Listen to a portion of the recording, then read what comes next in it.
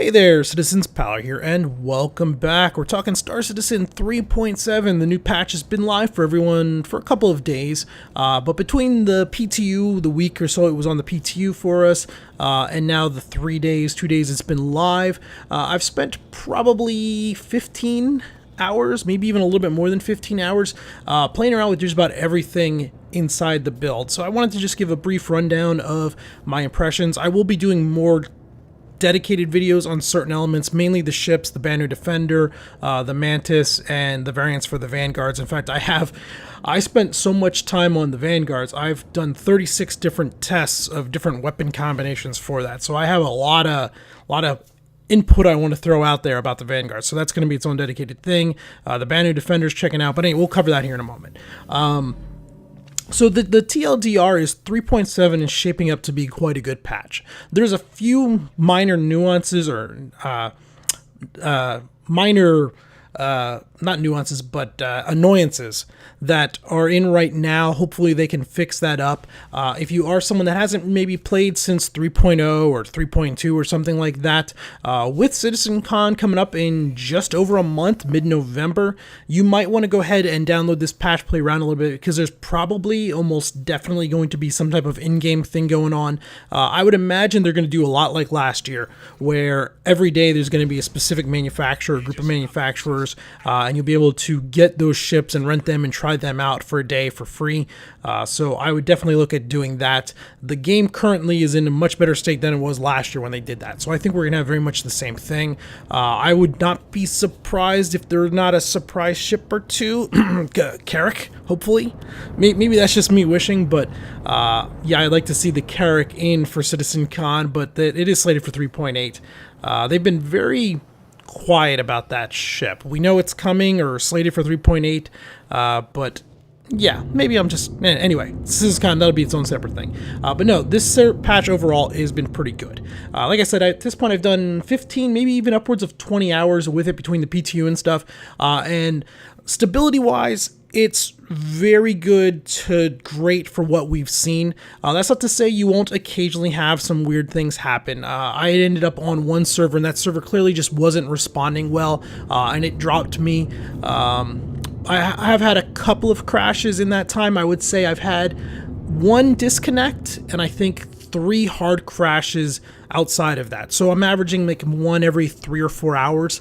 And some of those could also be me. I was updating my kiosk spreadsheet. It'll be linked down in the description below if you're looking to where to buy these weapons or whatever. And when I do that, I basically put the game into a window mode and I alt-tab back and forth as I pull the data, because your character doesn't like to stand at the terminals. It's actually quite annoying. You can open up the terminal and your guy will look at it and you can get the list, and then you start putting it in my spreadsheet. And after 30, 45 seconds, for like no real reason, the guy kind of backs away from the terminal and closes. So then you got to tab back in. And when I do that enough, every once in a while it seems to crash the game. And I don't think that's really a common thing. When I'm not doing that specific thing and I'm just playing the game, it doesn't seem to crash really at all. Occasionally the server will hang and you'll be like, oh, it's starting to get a little sluggish. At that point, I will plot to the nearest landing zone, go ahead, fly over there, bail out, get onto a different server and jump back in. But performance-wise, it's pretty good, and there's still a few odds and ends they need to nail down in this build. I imagine it will only get better. We'll see a 3.7, 0.1, 0.2 here in the next couple of weeks. But even till then, it is very much quite playable. I will say, though, delete your user folder. I forgot to do that when I first updated from 3.6.5 or whatever it was, and the first time I loaded in, everything loaded and worked, but it was very sluggish. Like, you'd go to open the mobiGlas, you'd click it, and it would open, and it would just take forever to populate. And then I deleted my user folder, went back in, and everything started working again pretty well. Yeah, let's talk ships again real quick. So the Mantis, there's been a lot of fear about the Mantis being a ganker's paradise type ship, and things are going to go real bad. Don't worry about that. There's not enough of them out there, even with 50 players. And right now, they're just, the bubble that they create isn't large enough for them to reliably intercept anybody. In the future, they talked about it on the Friday video, you will eventually be able to see ships in quantum travel far enough away and kind of get in front of them and intercept them. At least that's something they want to work towards. So in the future, that's entirely possible. But right now, a 40-kilometer bubble in the scale of Star Citizen, literally, unless they are following behind you trying to set the thing off, you don't have much to worry about. And the Mantis itself is not a dangerous ship, so it would be 3, 4, 5 people trying to coordinate to get you. But I would be more afraid of somebody running the Vanguard Sentinel with the EMP or any of the EMP ships than I would be of the Mantis. I've not had any issues with it at all. Banner Defender, quite good. I'm surprised by this ship, honestly. 4 size 3 hardpoints means it's relatively powerful. The default weapons work really well in Arena Commander. They don't work so good in game.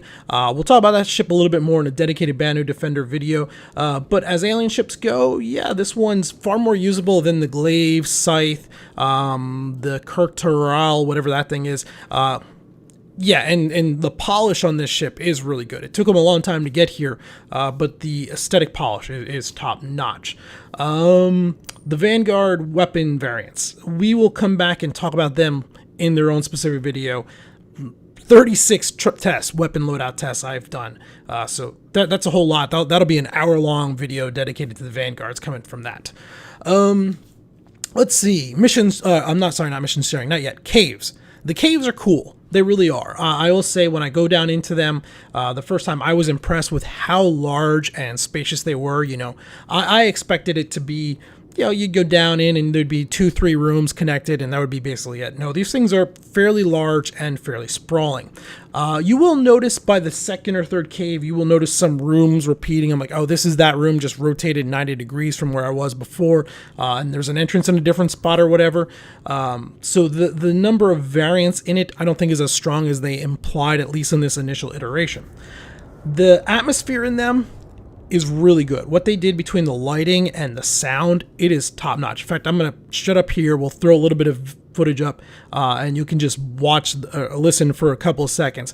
They're very atmospheric, very immersive in that point.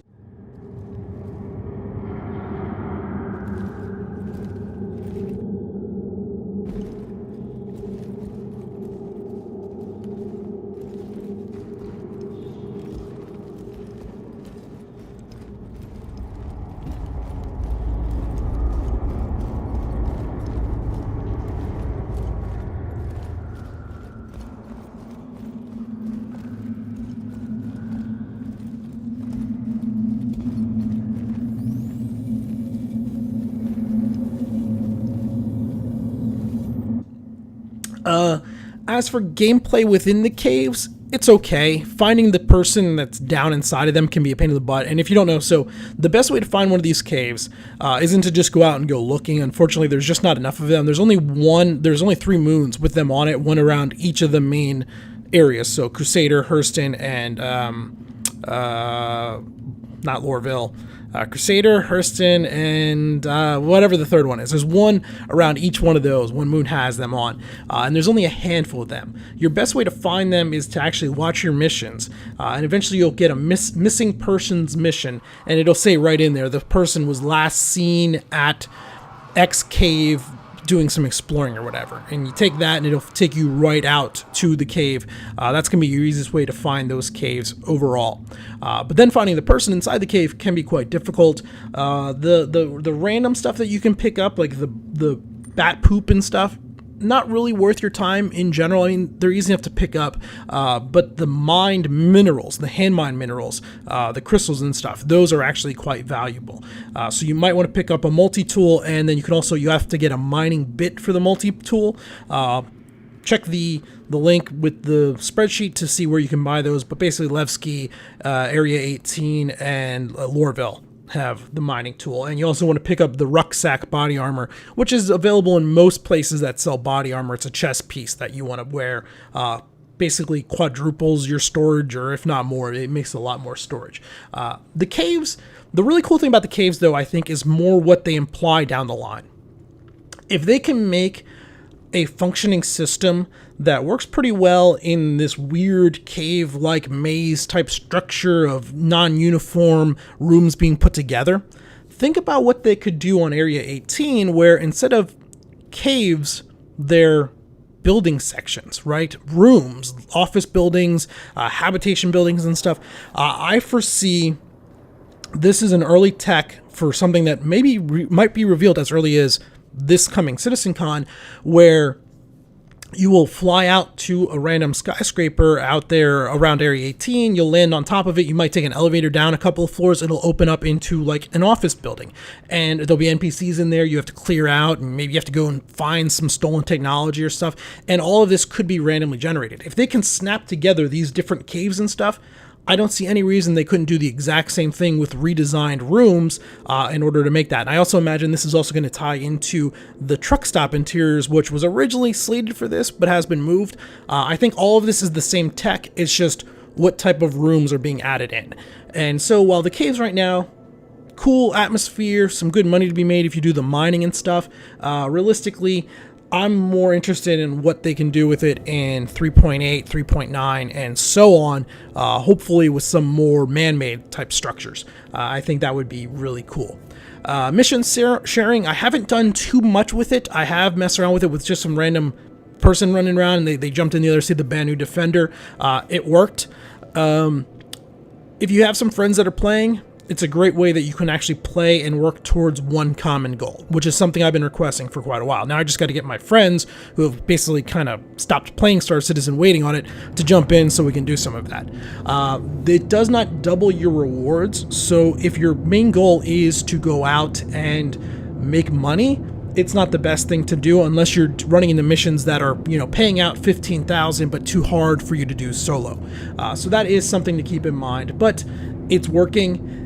Basically, whoever's the party lead chooses the mission to go on, but you pick one mission that you have. So you go through your mission log and say, okay, I want to share this mission, and then that mission will show up on the party leaders, and they can pick from any of the shared ones that you have, but you can only share one at a time. That's cool. Ship rentals. The prices are not too bad. Some of them are a little pricey, like a 600 is quite expensive. You would have to spend 4 or 5 hours farming credits to get enough credits to rent a 600 series for like one day, which I don't think that's out of the realm of reason, but it's also still quite a bit. However, in 2 hours you could farm enough to get an arrow for the day, and then you could take the arrow out and do a bunch of combat missions, and that will work quite well. My only real complaint about the rental system right now, where it is, and they got to dial it in, is the number of ships that can be rented. It's quite light. It's only like a dozen or so ships. Let me see. Do I have this thing here? Let's see. Ship rentals. This has also been added to my Big Loud and Kiosk breakdown. Let's see. So we got available to be rented: Avenger Titan, Vanguard Warden, Arrow, the Aopa Nox, Mustang Alpha, Mustang Gamma, Cutlass Black, Dragonfly, Freelancer, the main base model Freelancer, Prospector, the Razor, 300i, 600i, M50, Aurora ES, Constellation Andromeda, and a Cyclone. So what do we got? 2, 3, 4, 5, 6, 7, 8, 9, 10, 11, 12, 13, 14, 15, 16, 17 ships available for rent. It feels like there's a whole lot there missing that they could throw in. I think there's some rare ships that they should throw on this rental. Say the Gladiator, the bomber. You almost never see that ship out there. If they wanted to sell some, allow people to rent it for a day, and then they go, oh, that thing's pretty good. I like that. And it is for sale in game. The Eclipse, the stealth bomber, throw that in there. The Retaliator. There's a whole lot of ships here I would like to see people able to rent, and maybe this is selfish. For me, I could farm up enough credits to rent it for a week and do a ship shape or a tour of duty video on it without having to go through all the other hurdles or farm enough money to actually buy it in game, which is massively more expensive. So yeah, good first implementation of the rentals. I really just wish there were a lot more of the ships available to rent. Okay, that's all the positives and goods for the most part. Yeah, I think that covers everything. There are some issues that I would warn about. There's one right now that is making it difficult to enjoy this patch, and that is interdiction type thing, not other players with the Mantis. They've overtuned the interrupts when you're going through quantum travel. So say you're going to travel a short distance. You're going to go from Crusader to the closest R&R stop. There's almost guaranteed going to be 2 interrupts in that quantum travel. Even though that travel in general would only take 45 seconds. You're going to spool up, you're going to start going, and within 20 seconds you're going to get pulled out. And it's either going to be the police wanting to scan your ship, or the one that's happening a whole lot right now is there's going to be a large asteroid in front of you. So you're going to come out, there's going to be this big asteroid, you got to navigate around, get to the other side and continue on. And sometime when you're navigating around that, they're going to spawn in a Cutlass Black or a Connie or even a Caterpillar that you could fight. Generally, I just ignore it and fly by. This is annoying for multiple reasons. A, it should just be like a 1 minute quantum travel. Well, now this is going to happen twice. So you've just taken 1 minute and turned it into 4 or 5 minutes. The other thing is, if you're in a big ship and you're traveling fast when you come out, if you're like really sped up, so you're way above your combat speed, up to the high end speed, that asteroid comes out so close you can't get around it. You're just going to crash into the thing and die. That's happened to me twice now, to the point where I make sure before I enter quantum travel I go back down to my combat speed. That way when this does happen, I have enough time to react and maneuver around it. It's not so bad with smaller ships like your light fighters, your Arrow and stuff. They can burn off enough speed to get down, but you do not want to be going crazy fast with something like a Hammerhead or a 600 or any of those. You just can't bleed the speed off, and you're going to hit that rock and it's going to hurt bad. It's just annoying overall. And it's always seems to be two, no matter the travel. If you go ahead and go from Port Olisar out to Area 18, that's a 8-minute quantum travel. 2 are going to happen. They're going to be random within there, but again, Port Olisar to whatever the closest R&R, again, 2 are going to happen. It doesn't seem to matter the distance. They just have it overtuned. That drove me nuts when I was filling out my Kiyoshi, because I had to go around and do 15, 20 different travels, and every single one of them, 2 of these. You get the idea. They've done this before, and this seems to be something on the back-end server side that they can tune without even putting out a patch. So I would expect over the next few days, all of a sudden this will go away, and it'll be almost 0 or 1 that it happens to. But for right now, as of Sunday the 13th, it's a pain in the butt. The next thing, let's see, mission spawns are sometimes iffy. What I mean by this is go out and kill. You'll get a bounty to go kill something. You'll fly out there, you'll get to the location where the waypoint is, and half the time the enemy doesn't always spawn. It's just kind of annoying. You get there and just there's no enemy ship for you to destroy. It's kind of a little frustrating. I've also had it happen. What was the other one where it happened to? I forget. Anyway, sometimes you'll accept a mission, you'll go to the location where you're supposed to fight something, and things just don't spawn like they're supposed to. And then my most recent one was there's some type of weird inventory system issue going on where you'll drop your FPS weapons. So I would recommend not going too crazy with the missions where you're actually going to go down on foot and shoot things randomly. Your character just likes to forget what weapon they're holding, and then all of a sudden you don't have a weapon. I did one of the ones where I had to clear out the 7 enemy pirates. I'll throw some of the footage up here. It was actually recovering the blade thing, and just for like no apparent reason, I'm losing my weapons. And in the course of clearing them out, I lost 4 weapons, I think, in total, because after I dropped them, I tried to equip other ones in order to continue on and fight, because you need something to shoot these guys with, and then it bugged out. I couldn't shoot. All kinds of annoying things.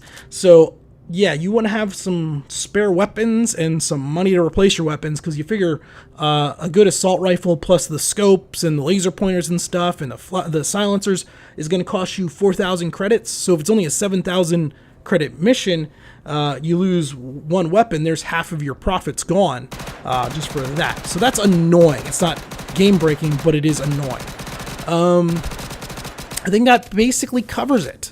Let's see. Anything else I really want to talk about? Flying, landing is now much easier. If you tried 3.6 with the VTOL, we're back to where we were before that. And I understand for some people it is immersion breaking, seeing these ships just hover there in midair, but this to me is much more preferable. The VTOL system, it was just way too aggressive. It was too finicky and too complicated, or too difficult to control. Now you can land and take off and all that stuff easily again, which is nice. And yeah, I think that about covers it. If you spend any time with 3.7, let me know what you think in the comments down below. What do you think is going to happen with CitizenCon? or we could have another big event and all that stuff. Have you run into a bunch of gankers with mantises? Because I know I haven't. And yeah, let me know what you think. Until next time, this has been Paler. Thanks for watching.